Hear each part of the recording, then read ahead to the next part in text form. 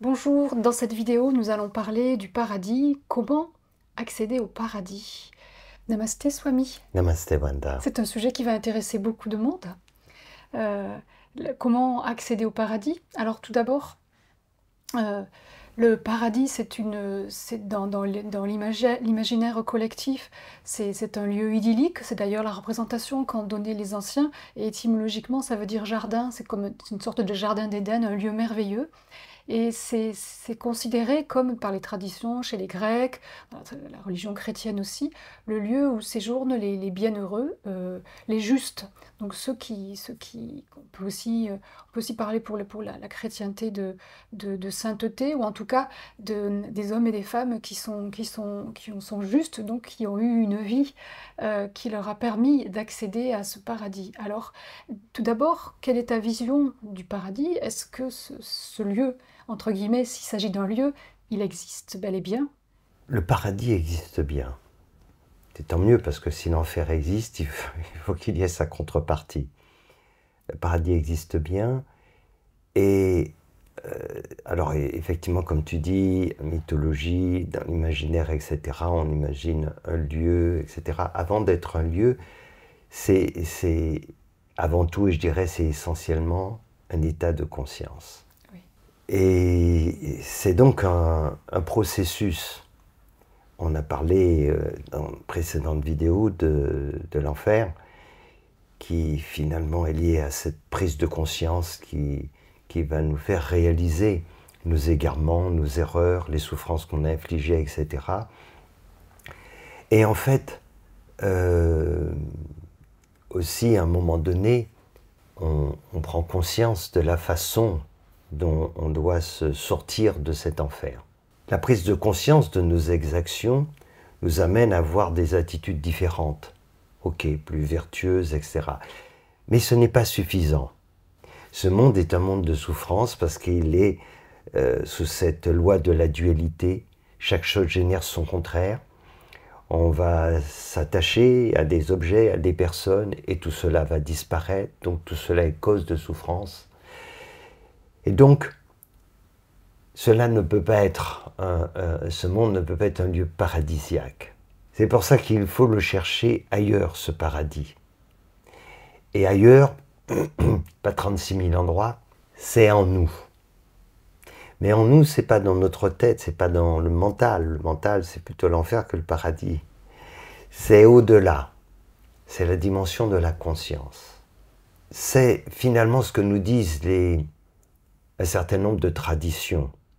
Du monde entier. Je parle de traditions, notamment sur le plan culturel, mais pas seulement religieux aussi, la libération. En fait, chez les hindous, on a ce terme qui s'appelle moksha, c'est-à-dire se libérer, vraiment. Et se libérer, ça veut dire quoi? Se libérer de cette prison que représentent le corps et l'ego. C'est une véritable prison, et qui nous enferme dans ce cycle de mort, de naissance, de mort, de naissance. Ceci ne peut pas être le paradis. Le paradis, c'est quand on sort de cette prison. D'ailleurs, si on devait prendre un exemple de gens qui sont prisonniers, attachés, si on les libère, pour eux, c'est le paradis, cette liberté de pouvoir marcher, d'aller où ils veulent, se déplacer, etc., c'est cela, on pourrait prendre cette image. Mais là, c'est un niveau encore bien plus conséquent, bien plus Oui. élevé. Et puis il ne s'agit pas simplement de se libérer de ses chaînes, pour prendre cet exemple, mais tu as parlé de moksha, de libération. Il s'agit de faire aussi l'expérience du soi. Dans la religion chrétienne, Bien sûr. de faire l'expérience de Dieu, de vivre l'union avec Dieu. Donc là on accède vraiment à toute autre chose. C'est la découverte de qui nous sommes réellement. Un être spirituel, pas l'imaginer, pas le croire. En faire l'expérience durablement. Et donc de se libérer de ce corps, de cet ego, s'en libérer vraiment. Et se libérer, ça veut dire se soustraire à la mort. Cela ne nous concerne plus. On rentre dans un autre phénomène d'expansion de conscience, où toutes ces souffrances inhérentes au monde physique n'existe plus. Et là, c'est vraiment cette entrée au paradis, c'est-à-dire cette libération.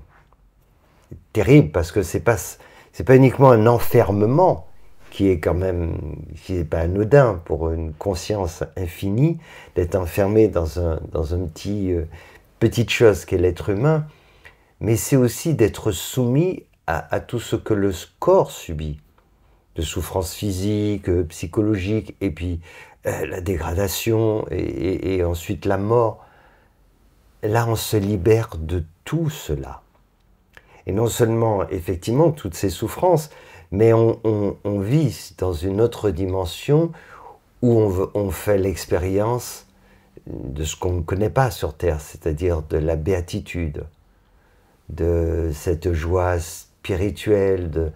On est vraiment dans une toute autre dimension. Donc oui, cela existe vraiment. Oui, c'est à ce moment-là aussi qu'on sort de l'illusion de toutes ces souffrances, de la vanité aussi, de tous ces plaisirs, de rechercher finalement ce paradis sur Terre. Parce que la grande illusion, c'est de rechercher cette béatitude à travers un bonheur qui ne peut être qu'éphémère, qui ne peut être temporaire et qui est associé inévitablement à de la souffrance, que ce soit à travers les relations, à travers la réussite, à travers tout ce que l'on peut expérimenter, même si on va dans des lieux entre guillemets paradisiaques sur Terre, même si on a des conditions de vie paradisiaques.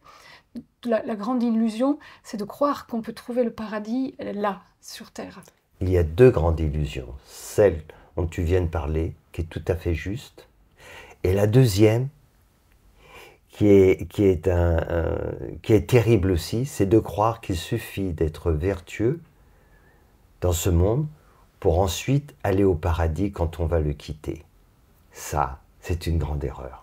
Alors ça, c'est plus subtil. Oui. Est-ce que tu peux expliquer ce que tu veux dire? Bien sûr, c'est ce que nous disent beaucoup de religions, en disant qu'il faut nous comporter de telle ou telle façon, et pas toujours de façon très gentille. Certains disent qu'il faut faire certains sacrifices, voire tuer certaines personnes, etc., pour accéder au paradis.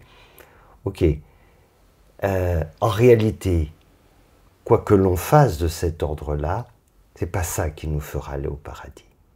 Alors, vaut mieux être vertueux que d'avoir un comportement je dirais, voilà, cupide et haineux et cynique, bien entendu. Mais c'est une erreur. C'est pas ça qui nous amène à ce paradis, à cette libération. La seule façon de l'atteindre, c'est de se libérer, en fait, de cette identification avec l'ego, se libérer de ce corps et de cet ego. C'est éveiller notre conscience. Se libérer, c'est cela. Parce que sinon, on aura beau avoir fait toutes ces choses, c'est bien, mais on reviendra quand même. Et on n'évitera pas les souffrances. Et entre-temps, même avant notre réincarnation, même si on n'est pas dans cet enfer dont on a parlé, mais il n'en reste pas moins qu'il nous faut revenir, poursuivre, et que, quoi que l'on fasse dans ce monde, quand on est incarné, on ne peut pas agir de façon parfaite. On ne peut pas être, pour dire les choses simplement, un saint ou une sainte. Et il y a toujours des choses que l'on fait qui ont des conséquences négatives pour les autres, dans tous les cas. Il n'y a pas d'autre issue. Il faut se libérer, et donc il faut éveiller sa conscience. Et ce n'est que comme cela qu'on parvient enfin à ce paradis. Avant, on peut en avoir un avant-goût. Et là encore, comme on parlait dans notre vidéo sur l'enfer, si on le vit sur Terre, ce processus d'éveil, alors on a un avant-goût déjà de ce paradis. On peut faire l'expérience de la béatitude. Beaucoup de saints l'ont fait, je pense à Maharishi Mahananda et beaucoup d'autres. Et quand on entre, voilà, moi aussi je fais cette expérience quand je suis en samadhi, je fais cette expérience. Donc ça, on a un avant-goût. Et c'est vrai que il y a des êtres qui restent beaucoup dans cet état de conscience. Mais une fois qu'on quitte cette enveloppe qui nous limite, alors c'est encore une autre dimension. Mais on fait déjà cette expérience et cela veut dire qu'après, on va dans cette sphère, c'est-à-dire sur ces plans de conscience qui sont qu'on peut appeler le paradis.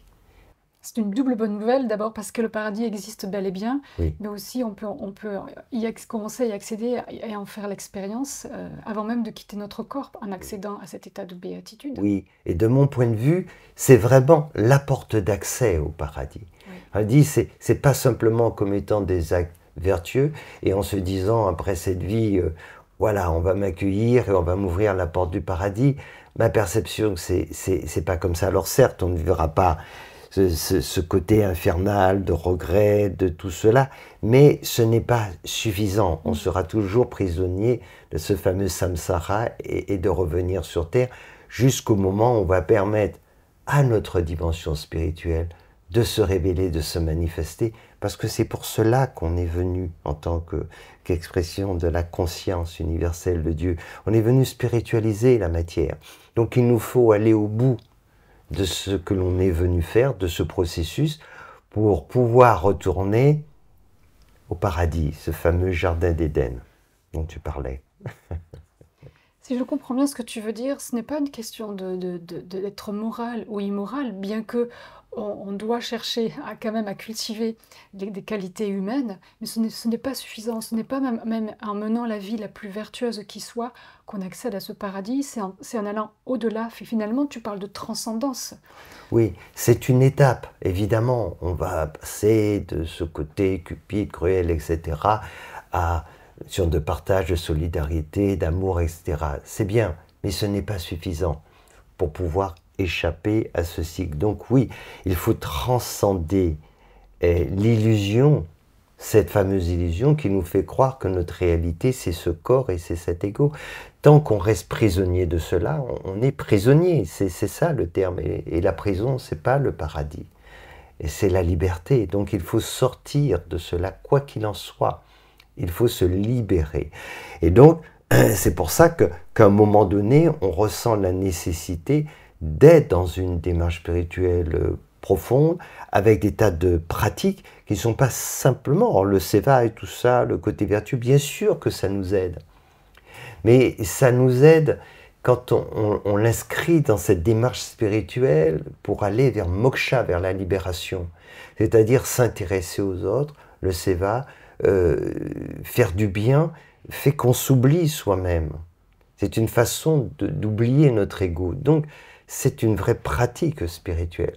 Mais le but étant finalement d'arriver à cette libération. Et cette libération, moksha, c'est la porte qui nous donne accès à ce paradis. Et donc, ce n'est pas simplement à notre mort, en tout cas à notre mort physique, mais c'est aussi dans cette vie. C'est la mort de l'ego, en réalité. L'ego, c'est le gardien. Il est là devant la porte, il nous empêche d'accéder finalement au paradis. C'est celui-là. Par contre, l'ego, il nous ouvre la porte de l'enfer. Ça, il n'y a pas de problème. Quand on vient le voir, si on dit le paradis, c'est où, il nous dit c'est là, sauf que c'est l'enfer. Il ne faut pas l'écouter. Il nous indique la mauvaise direction. Il faut regarder la porte qu'il ne nous indique pas. Et c'est vers là. Et là, on va s'apercevoir qu'il est là, il surveille, il ne veut pas nous laisser rentrer. Pourquoi? Parce que dès lors qu'on ouvre cette porte, l'ego disparaît. C'est sa mort à lui. C'est sa mort assurée. Et c'est pour ça qu'il faut le faire de notre vivant. Et le faisant de notre vivant, alors à ce moment-là, on y accède. Mais il faut se méfier de ce gardien terrible qu'on appelle l'ego, parce que lui, il rigole pas, il n'ouvre pas la porte facilement. Mais par contre, en ouvrant l'autre porte, et c'est la plus belle chose qui puisse nous arriver, c'est l'accès à ce paradis dont tu parles, qui est cet état de bienheureux, cet état de béatitude, et qui correspond exactement à ce que la mythologie aussi décrit. Absolument, et c'est exactement cela. Et pour revenir justement sur cette image que je donnais de l'ego, c'est vraiment de ça qu'il s'agit. L'ego, il est le gardien. C'est lui qui empêche l'ouverture de cette porte du paradis. Donc c'est vraiment important de comprendre. Pendant qu'on se bataille avec des tas de personnes extérieures, d'autres gens et tout, on ne réalise pas que le seul qui détient les clés et qui a fermé cette porte, c'est notre ego. C'est pour ça qu'il faut cesser de perdre du temps à se batailler à l'extérieur et de s'occuper de ce fameux gardien, car c'est lui. Et si on le fait, alors à ce moment-là, on saura comment récupérer les clés et comment ouvrir les portes. C'est ça, et puis c'est pas lui qu'on doit écouter, c'est notre cœur, notre conscience profondément ce que l'on ressent au fond de notre cœur, et on ne peut pas se tromper quand on se tourne vers cette dimension du cœur et qu'on écoute notre intuition, et on saura reconnaître la mauvaise de la bonne porte.